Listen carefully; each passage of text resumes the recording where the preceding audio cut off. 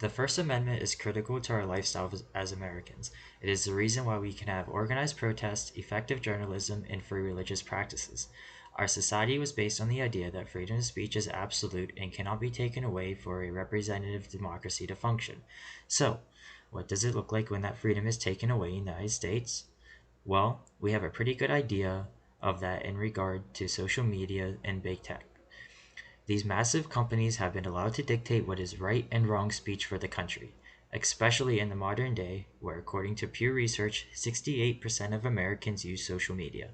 Controlling the place where people go to express ideas to the public is a scary reality. Since the percentage of Americans on social media is so high, it is fair to equate it to a public place, such as a park or sidewalk. Imagine if you're talking with your friends or having a debate with someone you disagree with, and a police officer walks up to you and arrests you for saying something offensive. That is exactly what it's like on social media sites nowadays.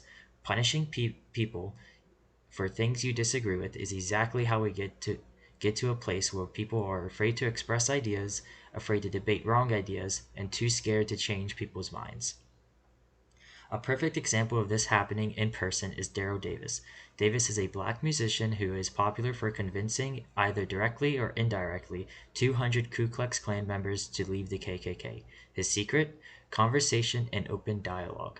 Davis's accomplishments go directly against the ideology of censorship and hate speech doctrine. The idea of limiting hateful speech is that the fewer people that see it, the less popular the idea would be, hence less violence.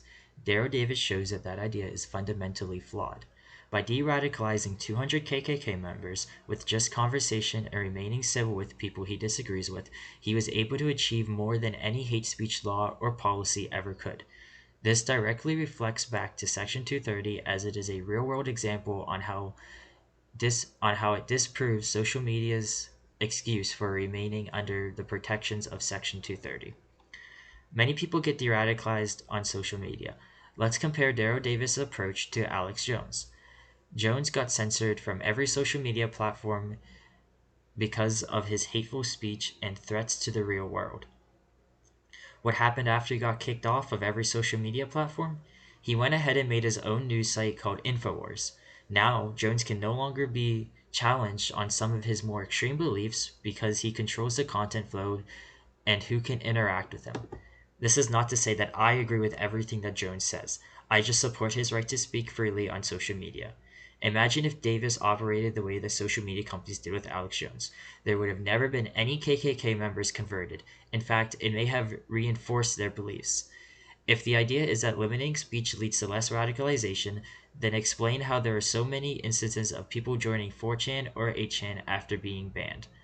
Bringing people out of the public eye does not mean that they do not exist. The cycle of content removal is the exact definition of sweeping people under the rug and forgetting about them. The saying, sunlight is the best disinfectant, really rings true in this scenario. If we as people can actually debate and discuss controversial ideas, then we can weed out the bad ideas and also know who the bad actors are.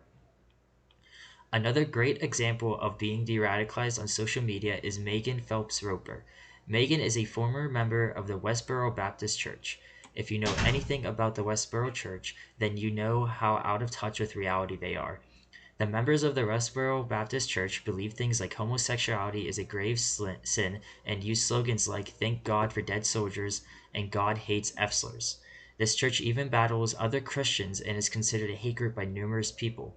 Just to show you how far the reach is, Barack Obama even considered them a hate organization. All of this to say that Phelps Roper was an early user of Twitter and ended up running the Westboro Baptist Church's Twitter account. There, she posted extremely hateful slogans and doctrine that would 100% be considered hate speech in today's policy. While posting, though, the mainstream picked up the account, and all of a sudden she had many people from different viewpoints reply. For the first time, she was able to experience differing viewpoints and eventually denounce the Westboro Church. None of this could happen in today's climate. This is the exact reason why we need the First Amendment to encompass social media as well. Now, to clarify all of this, I am not saying that social media companies should not have basic policies for the platforms. For example, I am okay with age restrictions such as YouTube does for adult content. I am also fine with deranking and limiting pornography on the platforms in order to protect minors. Doxing Doxing and the releasing of any personal information should also be a permanent ban in my opinion. These basic restrictions do not violate any meaningful speech and are necessary to prevent actual violence. The policies that I am not fine with are the political ones that directly target one political party. This goes both ways. Old Twitter and Facebook, for example, censored and took down a verified news story from the New York Post, the oldest continuously publishing newspaper, about Hunter Biden's laptop. The laptop contained information that attacked Joe Biden's character and even alleged corruption within the Biden family. This news story was taken down right in the midst of the 2020 election cycle.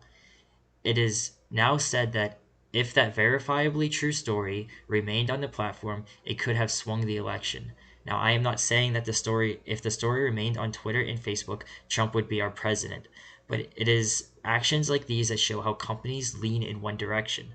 This political bias got so bad that even a former president, Trump, got banned from all social media sites across the board. Now, I understand how divisive Trump can be, but whether you agree with him or agree with his rhetoric or not, this is absolutely insane that a former president and now a current candidate for presidency can get banned off of the way that he communicates with the public. This is especially bad in Trump's case because many of his policy decisions and even staffing were first announced by him on Twitter.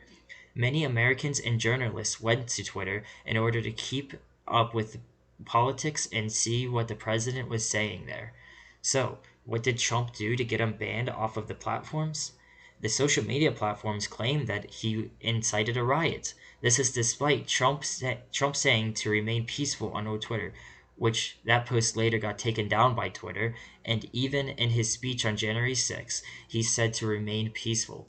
Again, I do not like the rhetoric of Trump, but with him being banned from social media while there are still people on the platform that actively organize riots is absolutely crazy.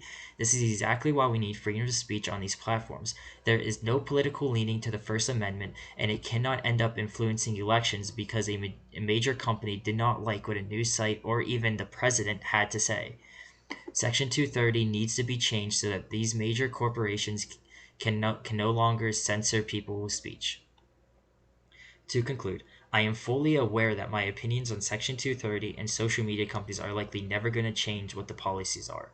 It is just too much of a swing in one direction and would cause a lot of people to lose a lot of money. The one thing that I do hope from this video is that you have learned something that you did not know and think introspectively about who these major companies allow to be on their platform and are allowed to speak. It could explain how these companies think of freedom of speech and how much they do not value our fundamental right of speech. I have proven throughout the course of this video that hate speech restrictions on social media companies do not de-radicalize people. They can actually do the opposite. Protecting people from opinions they do not like should never be an excuse for limiting hate speech. To wrap this video up, I will leave you with a quote from Benjamin Franklin. If all the printers were determined not to print anything till they were sure it would offend nobody, there would be very little printed. Thank you for listening.